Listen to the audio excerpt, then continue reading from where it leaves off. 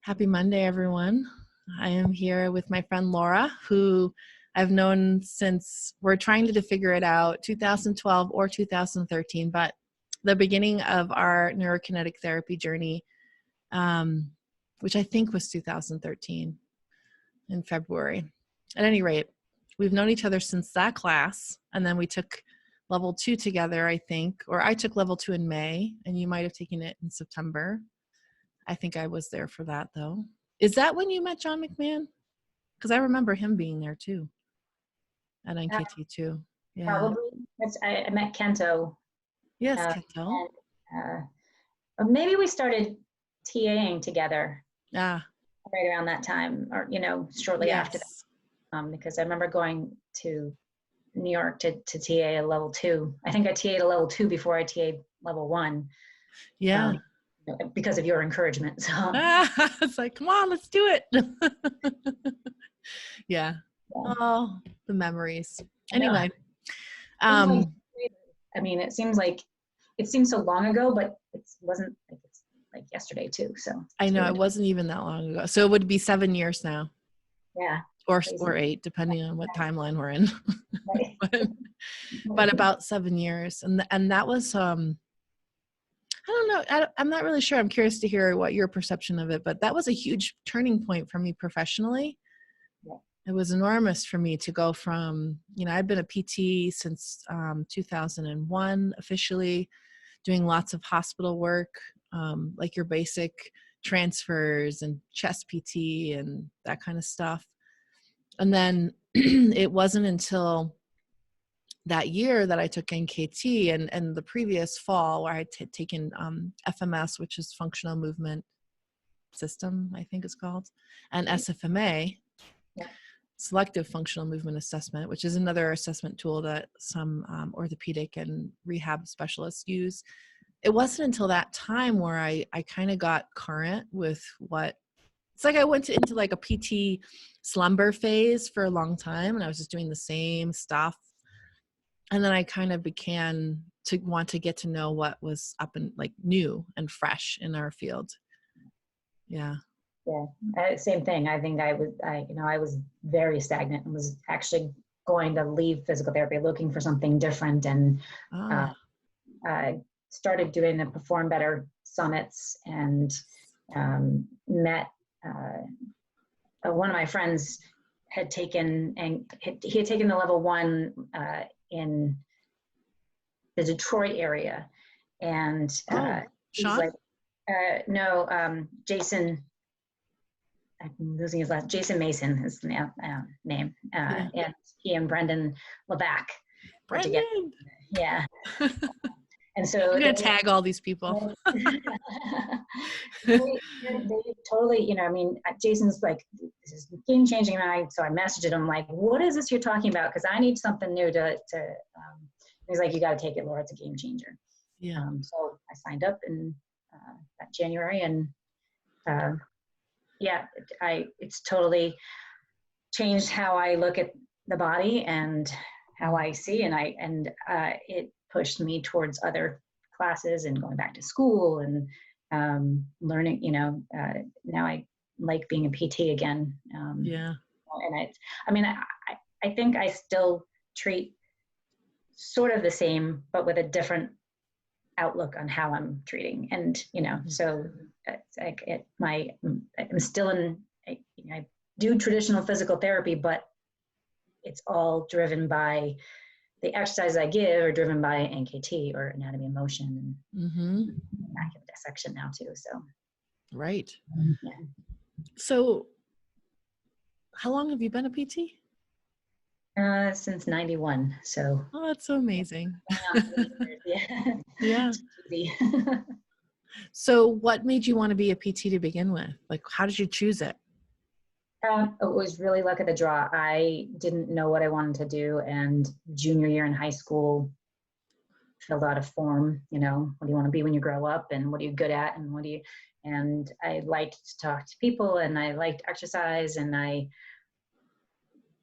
was good in sciences, and so it fit the categories, and I didn't want to work at night, and I wanted to be able to be home, and Yeah. but I wanted to go to because I didn't want to do nursing because of that. I didn't Right. want to work night shifts and whatnot. So, and I got lucky and applied to schools and went to Northeastern, and Mm-hmm. it was a good fit. I struggled like it was middle year, my third year in school, with gross anatomy and neurophysiology, and got a C- in them. So I had to, decide at that point, was I done? Because I had to take time off and then retake them. Yeah. And I almost quit, and my advisor's like, maybe you should just go do, something else and, find a different, easier field. I was like, no, I'm not. And so I, buckled down, studied, and got through. And I can't, I used to think, what am I ever going to do outside of PT? And I still, to this day, like when I found NKT, I had been trying to figure, do I want to go for massage school? Do I want to transition and just do personal training and be done with physical therapy, because I got frustrated with the system, Yeah. and the paperwork and, all of that. And so NKT allowed me to kind of know that there's a different way to look at things. And I ended up going back to get my DPT, partly because I was worried that in 2020 they would say you can't be a physical therapist anymore because you don't have the DPT, because even though they were saying we grandfathered in, that had always been on my mind. Like, what if they change that? Mm-hmm. And then with NKT, I just started to want to learn more about motor control. And I always had liked, in my clinicals, working with the brain injured population. And liked my neuroanatomy class, and I liked kinesiology, and, so I put that together and okay, I'm going back, I'm going to learn more about motor control. And I went back to Northeastern because I had a separate motor control class. And now here I am. I don't know that going back was the best. It was the best for me because it was something that I had to challenge myself to do. I don't know that changed, didn't make a difference in anything, I think, Right. I'm glad I did it, but I've definitely gotten more out of the continuing ed with NKT and anatomy and motion, more so as a therapist and even as just a person. So I hear that. Yeah. When I don't know if you have the same feeling, but when young people ask me about being a PT right now, I'm like, well, maybe take a look at where you want to work and see if you need a degree like that to work there. If you want to be a private practice, if you want to work doing energy work, if you're more interested in these esoteric things, you don't need a PT degree to get that. You do not need a license of that caliber, of that kind of debt level, to be that, to do that. My partner, Noah, he does everything that I do, and he's licensed as a massage therapist. He has his bachelor's and his master's and all that, but not a physical therapy license. Right. And he does everything he wants to do. He's not limited by having a massage therapy license. Yeah, and I think that's where I get frustrated, because I think it's a great career, and I think it's been my life, so but the cost of it now for kids to go to school, and I think we do more than just exercise and massage or manual work, but when it comes down to it and healing the body, there's people like Noah and the rest of, a lot of the NKT community, they're so smart, and they know the body, and they look at how the body moves and incorporate all of that. And is it really, it's just a different title of getting there, I guess. Yeah. And there's so many ways to learn. Well, you can self-teach this stuff. You can get a personal training certificate. You can do you can go be a strength coach. That was something I thought I wanted to do at one point. For a month. And I was like, no, actually, no. I mean, so many ways that you can get this stuff accomplished, get the learning that you want to get, work with the population you want to work with. Yeah. Sounds like you had a similar entry point to me, which I've always felt like really insecure about.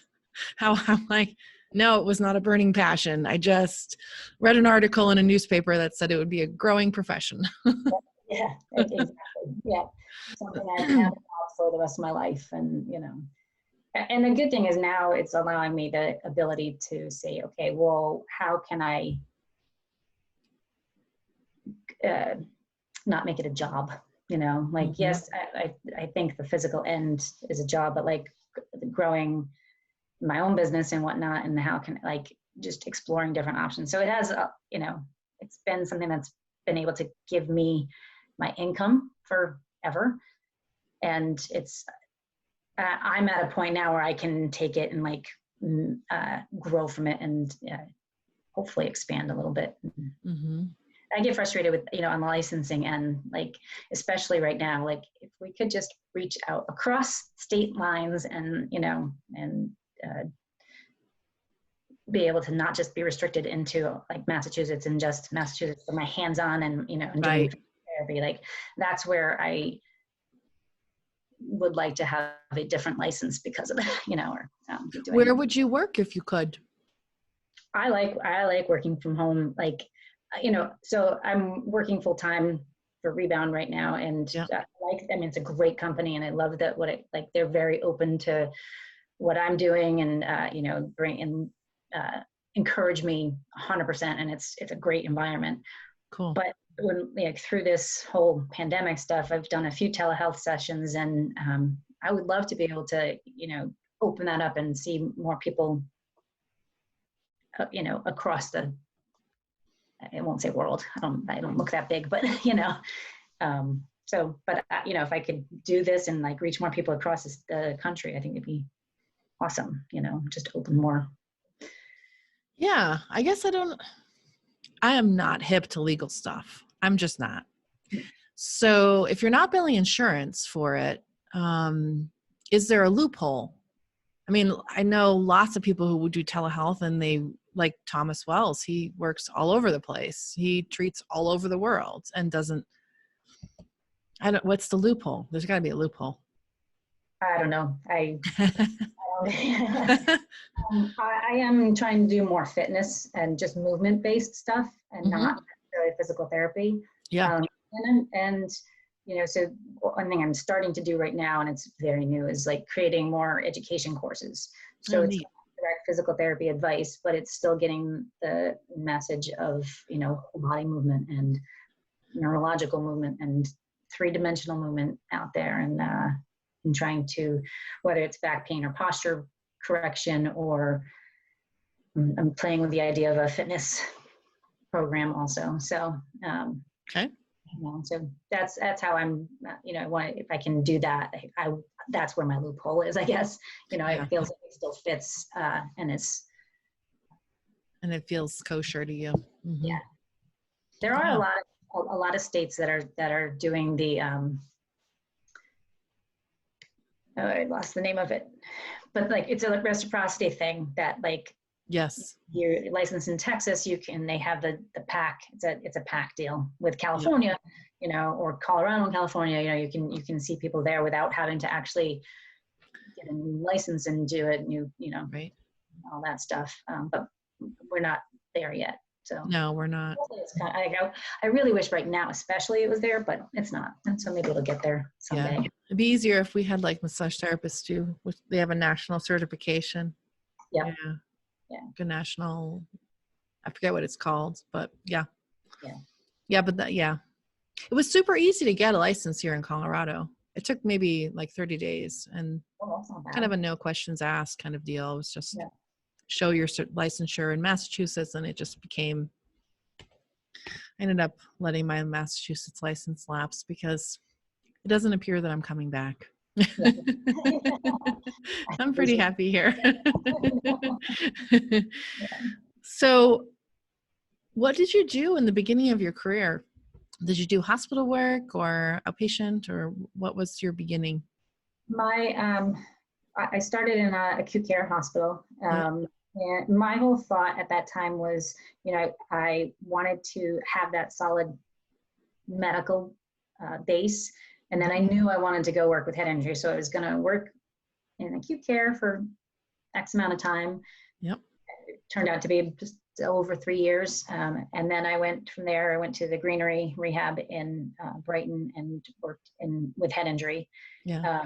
And I was there for a little over 2 years. And in that process, that was like right in the time when everything was changing. And so they were shifting more from brain injury to subacute and nursing home, and really wasn't what I wanted to be. And I moved up into like director position, and wasn't really didn't know what I was doing, and less patient care. And I was like, I still want to be with patients. And so left, I did a traveling job, in Massachusetts for a little over a year, and then found my way to a physician-owned practice in Wellesley. And I was drawn there because there was a therapist that owned it, or that worked, like she ran it, who did craniosacral work. And so I wanted to go and learn from her. And I was, that kind of started to get into craniosacral at that point. And it was there for 5 years, I think. And then we moved out to Central Mass, and I didn't want to commute in anymore. And so I did another travel position for a little while, and then, actually I was working for Health South for a year, to Milford Hospital. And then an outpatient position opened up in my town, and I was like, oh, I'm there. And so I worked for South County for like 11 years. And then that's when I found NKT, transitioned again into a director position, and that's when I was getting into NKT, and went into school, and I was like, I need some flexibility in school. So I did home care for a little while, and knew I wanted to start the business, and be able to do more NKT and anatomy and motion. And I did that for like 4 years, actually. I was doing home care on and off in different facilities, and while trying to move better. And started back with full-time, and just for financial purposes. And I really needed I like being around people. Like, I do like having colleagues. Caseload. Caseload, and people to like brainstorm things with, and, keep me going. So it's been a community of therapists. Yeah. I think if I was trying to do my own business by myself, I wouldn't like it as much as I like having this clinic space. Yeah. I think that what you guys have done, I haven't seen your clinic, but like the different modalities with different people that are coming in and doing things, and the different programs you have going, I think are really awesome. It's been great. Not only for the fact that, if my neck doesn't feel right, I can knock on Tori's door and say, hey, do you have time for an adjustment? It's so convenient. It's great. And of course, there's so many challenges to having your own business. There's a lot. There's tax stuff, and oh my God, you're of course responsible for the rent, and there's a lot to it. I'm really grateful to be partners with Noah, because that's not my skill set. I'm not great at that money legal thing, No. Person. The people end of it, and that's it. That's definitely been the challenges. Like, how do you let people know that what you're doing, and still do it, and still, trying to grow and do anything. And that's that was a hard lesson to learn, of like, you can't just work in the business, you also have to work on the business. Right. So whenever I would have, I'm not great at it. I'm going to be perfectly honest. I'm not great at that. The only way I've really known to do that is through Facebook. That's my most successful way of working and sharing what I do. Yeah, but that's an awesome, right now, that's a great place to put your message out there, Yep. And so, but it's not really Like, I'm not a traditional marketing person. I loathe it. Like, no, I'm not coming up with a jingle. Yeah. Yeah. So what has been some of your, well, did you run into any of this when you were doing continuing education, like I did, where it seems like everyone in the class is like got so much more experience or is like 10 million times smarter than you? You're like, can't handle it. Did you? All the time. Yep. Yeah. Yep. Always. 100%. I think Yeah. that's what pushed me a little bit to go back to school too. It was like, oh my God, I got to keep up. Like I'm like way far behind, and I thought that was the way to do it, and Yeah. it didn't. But they're still that much smarter than me. But that's what I'm learning now, is like that's what's kept me growing and moving and trying to, like I think because there's putting myself around smarter people helps me to be a little bit smarter, or think a little differently, I think. Yeah. My favorite is not so much people that tell me everything that they know, because that gets really old really fast. Yeah. For me anyway. Yeah. But people who ask smart questions, ask Yeah. me smart questions, and then help me to explore what I know. Yeah. Those are the people that for me are like make changes for me in my life, like help me make changes and grow professionally. Yeah. Yeah. So what other classes have you taken? You've taken all kind of like the ortho stuff. You did you take a craniosacral class? Have you done that? I've taken, I took craniosacral 1 with Upledger a long time ago. And then I took in another kind of combo myofascial craniosacral course along the way. That was also a way long time ago. I've taken Jordan's class, the cranials class. The first one. First one, yeah. And traditional stuff, like right before it was either right before or right around when I started NKT. I took a Maitland class, and that was actually, when I can go back and look at that and looking at like judging on what it feels like, and not, like it's definitely a theory-based class, but like if I can go back and like remember that stuff and put it together, it kind of fits along everything. So yeah. And I don't do a lot of the Maitland work anymore, but remind me, is that joint mobilization? Yeah. Okay. Yeah. I knew I learned that in college, but I probably did that one time ever in my life. I had taken an extremities class, 20 years ago. And then I took a spine class, because I have never liked adjusting spines or, mobilizing spines. Yeah. But I figured I needed to learn a little bit more about it. And so it's more like, not so much on the roll and glide and slide theory, but more of like, well, does it feel tight and stuck here, or is it overworked and loose, and where do you need them, maybe not at the slightest pain. Yeah. So that's the part that stuck with me with that. But I haven't really taken a traditional physical therapy class, a continuing ed class, in a long time. Yeah.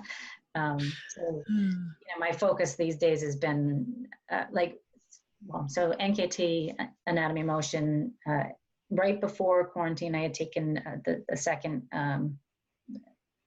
immaculate dissection 2, because weirdly, I struggle with gross anatomy in undergrad, and now all I want to do is learn neurophysiology and anatomy. Yeah. So it's been very helpful on that. I'm trying to kind of corral it and not make it my own, but blend it so that it works for me and not just be a robot with it. Yeah. I'm trying to kind of do that. And throughout this whole, I've been focusing a little bit more on anatomy motion, and because I really like the philosophy and the, and how looking at bodies and changing. So not just on the physical end, but just it helps me to think different and in general. So Yeah, that was a really great class. For anyone watching who's never heard of Anatomy and Motion, is a class I took in 2000. Well, we took together in 2014, where we really broke down joint movements during the gait cycle. And it was a very kinesthetic class. Like, we were moving for most of the class, if I remember correctly. It was not a lecture-based class, and we learned a lot of different exercises and a lot of strategies to help support the body when walking and moving. It was such a creative class. I remember thinking, this is so creative. It really requires a whole new way of thinking compared to the way that we're traditionally trained in PT, to kind of observe someone talking and write things down, and then later try to figure out, like, how do you plug that into your life, yeah. or your practice. Yeah, I like the it's getting us to experience the movement and know what it feels like in our own body, Mm-hmm. helps to be able to teach somebody else to do the same thing. I am very good at taking care of other people. I am not good at taking care of myself and listening to what's going on in my own body. So Yeah. that's kind of that's what I'm trying to get better in tune with. And I think that's what resonates with me. It's like, okay, I gotta do this and see what this feels like, and can I make this better on my own? That's something that when you with your interview with John, like, I was like, yeah, I don't do that. I need to, like, pay a little bit more attention and get myself better so that I can help other people also. But that's You know what I've learned? Although I know many things and I can help a lot of people, when it comes to my body, I have a lot of, like, not blanks, difficulty figuring out what to do. Like, I have 300 techniques. What one is going to work for me? right. Like, for anyone else, I would intuitively know, let's try this. We'll see where we get with this. But when it comes to me, I have to be willing to say, I need support. Like, who's the best person to help me with this, accomplish this goal? Yeah. There's a lot of unknown for me personally. It's frustrating. Yes. I can help everyone on the planet, but not me. Exactly. There's too much to consider. Yeah. Yeah. It's funny, isn't it? Yeah. So I have people who I reach out to get, like, what do you think? What feels right to you? Because I cannot answer this for myself. Yeah. Yeah. It's hard though. Especially, it's one of those patterns that was really sticky for me. I've got all the time in the world for everyone else on the planet, and yet I cannot cut out an hour to move. Right. Right. I mean, you remember in the beginning when we were on the NKT forum, I was literally on there like 24 hours a day, just trying to learn. Conversation though, that was really helpful in helping all of Yeah. us to Yeah. learn. I loved it. I created such a friend group. It was so valuable. That community was so valuable. To know that you had a group of people that you could ask who, like, had the same language versus, I can't remember where you were working, but where I was working, they were really accepting and open, but a lot of them had their own ways of working that they've been doing for years and years and years, and weren't really all that. Eventually it kind of caught on. A few of them did take the class, but most of them were just happy treating the way they'd always been treating. Yeah. Same, Yeah. same experience.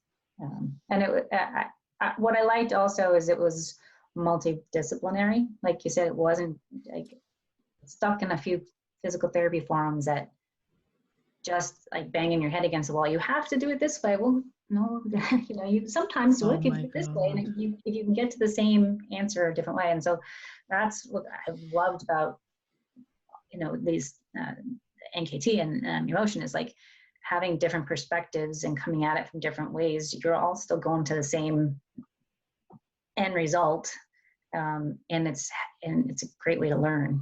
So Yeah. I found anatomy and motion. I used it for about 6 months, and then never used it. I think what I bumped into with anatomy and motion is that I didn't really want to be the person to coach that kind of movement like continuously.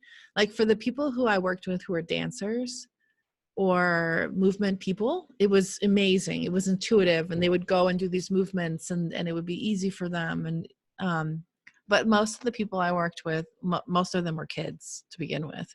And so like you could barely get them to do anything, never mind some kind of complicated like 5-step movement. So I kind of gave up on it, but I love it. In 2018, I went out to California and took it again. Yeah. I've been trying, and I mean, it's been something I definitely use it because I've always, like, ever since college, like kinesiology was probably my most favorite class, and like learning about gait, and then getting in with head injury and all that, and like trying to get them to move more normally and correcting tone. And so, I mean, I haven't really worked with a true neuro patient, like a neuro injury patient, a very long time, but I've always done like gait stuff, and I love working. I mean, I had an ACL injury when I was just out of college, and so now I like love working with ACL patients, people that had ACL injuries, and so for me that's like perfect because it's just retraining, normal walking. But really with everybody, I've kind of been the exercise wise between that and the breathing stuff, and and it flows nicely with everything when I can sit and process it. Yeah. I think what I learned about myself was that if I look back on my career, I was psyched about the body, but I was way more psyched about what is this person going through? What is their emotional state, right? So I invested a lot of my energy, and that's why patients really enjoyed working with me in like getting to know them and establishing rapport and that kind of dynamic and setting up a healing energy. And like I would kind of do the PT work as like an afterthought. Yeah. So it's funny to consider that, how I did that for so long. Yeah. So it's like you and I have kind of a little, so like you're really like geeking out on the physiology, and I'm like, no, I don't care anymore. Yeah. But I had to learn that as part of the process to Yeah. get to know that I'm not all that interested in it actually. Right. I just think I'm supposed to be, because that's what PTs do. Right? Yeah. I mean, I had brief time that, and it still intrigues me on the energy wise, and like I definitely think like mindset plays a huge part of healing. Yeah. But it's more concrete for me to be able to explain to people, so I think that's where I That's the fun part for you. Yeah, Sweet spot. Yeah. What do you, assuming coronavirus doesn't just eliminate all in-person education, what are you hoping to learn in the next couple of years? What are you excited about learning next? Well, I've been doing a lot of business stuff right now. Perry's class, the lymphatic stuff, intrigues me, and I hope maybe someday I'll be able to get out there and take one of your stuff and do something with you. Because I would like to do that. Right now I'm focused on trying to just kind of corral stuff and get my brain like, okay, how can I make this actually work? Right. Getting a business structure set in place. Yeah. Cool. So that's the foreseeable future, but I want to take that lymphatics mojo class too. It looks fun. I always think learning from, so for everybody watching this who doesn't know what we're talking about, Perry Nicholson is a chiropractor and teacher who has created so many different classes, and he's taught for rock tape, and he really helped pump up NeuroKinetic Therapy and make it a well-known class. He teaches this whole class on lymphatics and exercises. He makes it looks to me like he makes it really fun and accessible, and he's a really charismatic teacher. He's quite easy to learn from, I think. So I think I think creating movement to help the lymphatic system. I mean, I've worked with people with lymphedema post mastectomy and whatnot, but beyond that, like how our own lymphatic, I don't know much about it. I know like minimal. So creating movement to help that, I think would be intriguing. So it would be, yeah. and just as kind of preventative care. Yes. Yeah.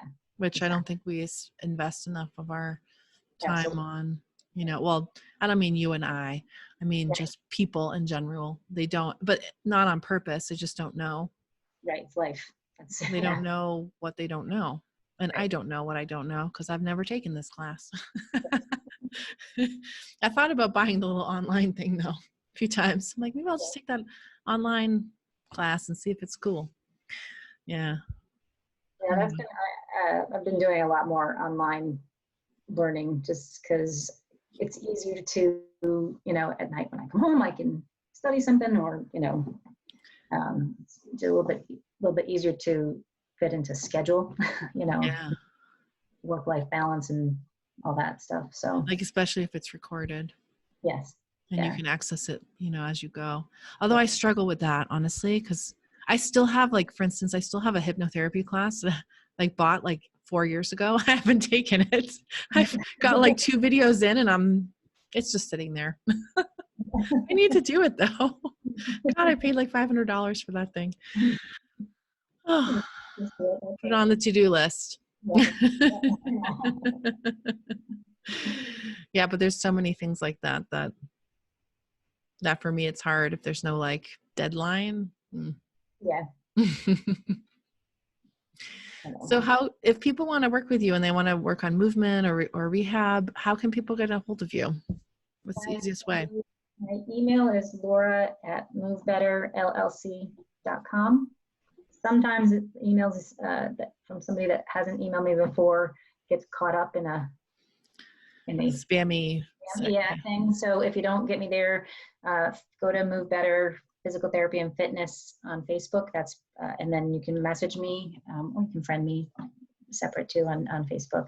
Just send me a message though. If you do friend me, send me a message because sometimes I don't know where I'm, like where is this person coming from? Yeah. And so it just helps to make it, I respond a little quicker. I hear that. I get a lot of friend requests and it's like I have to go through a whole screening thing in my head. Like, is this where I try to just read the energy of it. Like, what is the intention of this person for wanting to be my Facebook friend?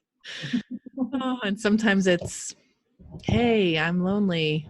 Can I send you a message randomly? And then I have to say, no, thank you. So anyway, okay. Well, this really went by very fast. We miss you here in Massachusetts, and I miss, because Jamie used to run our study groups in Massachusetts and really created a big community, and I failed at keeping that together as when you left. It was a natural death. So some new community could form. Yeah. Right? Yes. Do you still get to see any of those people? Antonia or? Like everybody seemed like everybody was at the Immaculate Dissection class. Oh, awesome. Yeah. So Antonia and Ellie and Jen Ford. Yeah. I said her name right. Karen. Did you know Karen Cole Hind? That name is familiar. She's North Shore. Yeah. Behavioral area in there, practices up there. So yeah, it was great because like everybody was like old school time, I know. Every once in a while, or something happens in Boston that they haven't. I don't think there was an NKT. I haven't TA'd an NKT in a while. Because of level ones, they've been just doing level ones. So it's been about 2 years since I've done TA in Mass. It fizzled a little bit, but now everything's kind of on hold. So it would be so fascinating to go back and do that. I'm sure the class is very different now. I'm certain there's things that have changed. Yeah. Everything evolves. Yep, exactly. Yeah. Well, I'm fortunate to be on Facebook and be able to keep connected to really everyone that I knew in Massachusetts. So fun to see everybody's updates and see all your cooking creations. I'm like, all right, I can't just be on here cooking. I need to start something. And throwing out a video every now and then. Yeah, lovely.